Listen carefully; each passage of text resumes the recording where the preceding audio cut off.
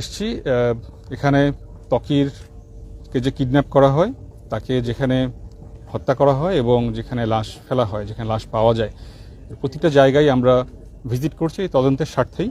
জানেন যে গত 2013 সালে ত্বকী হত্যাকাণ্ডের শিকার হয় এবং এটা দীর্ঘদিন যাবৎ মামলার তদন্তভার র্যাবের কাছে রয়েছে। আমরা এটা তদন্ত করছি এবং তদন্তের শুরুতে যেমন বেশ কিছুটা অগ্রগতি ছিল, মাঝখানে কিছুদিন স্থবির হয়ে থাকার পরে এটা আমরা পুনরায় তদন্তে গতি পেয়েছে।